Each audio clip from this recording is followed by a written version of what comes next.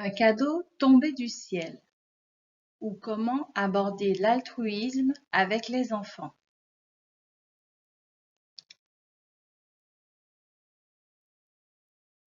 C'était une nuit de Noël, au temps où les animaux parlaient comme les hommes. Le soleil s'était couché en empourprant la canopée. Sous l'alizé naissant, les palmiers agitaient doucement leurs limbes découpées. Chacun regagnait sa case ou son abri pour passer la nuit. La forêt guyanaise était calme. Pourtant, sur un layon, un vieil homme tout habillé de rouge approchait à grands pas. C'était le Père Noël. Mais, de temps en temps, sans qu'il s'en aperçoive, voilà que quelque chose tombait de sa hotte. Une poupée, une auto, un nounours, des petits gâteaux. Oh là là, la hotte était trouée. Venez voir, cria Pian la sarigue. Tous les animaux de la forêt s'avancèrent et ramassèrent tout ce que le Père Noël avait perdu sur le sentier. La seule chose qui ne les intéressait pas, c'était une paire de chaussures neuves qu'ils laissèrent sur place. On pourrait les proposer aux masquilili de notre forêt, proposa Caviar-Lagouti. Ça, c'est une très bonne idée. Lui seul parmi nous a des pieds, répondit Toti la tortue. Oh, oh, réfléchit le masquilili. Faut que j'aille voir ça de près tout de suite. Et hop, il grimpa sur le dos de Cariacou la biche, et peu de temps après, tous les animaux se retrouvèrent à côté des chaussures.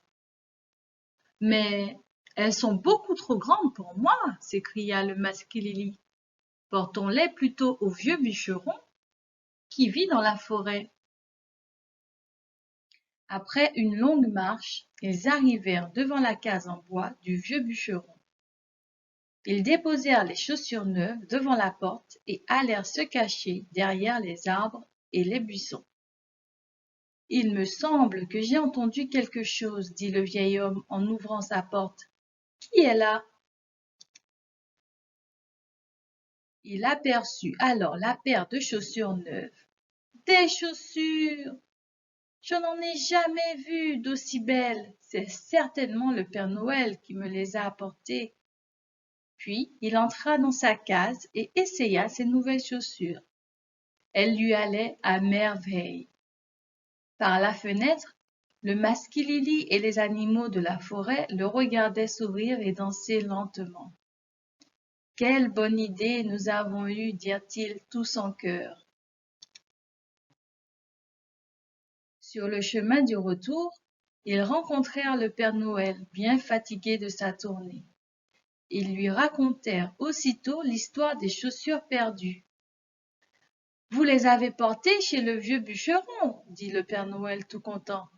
Eh bien, justement, ces chaussures étaient pour lui, et je n'arrivais pas à les retrouver dans ma hotte. Vous devriez vous reposer un peu, recommanda Zozo-Mouche, le colibri. Tu as raison, petit, répondit le Père Noël. J'ai tellement marché avec ma lourde hotte pleine de cadeaux que je suis fourbu. Le masquilili invita alors tous les animaux dans sa cabane pour finir la nuit de Noël avec le Père Noël.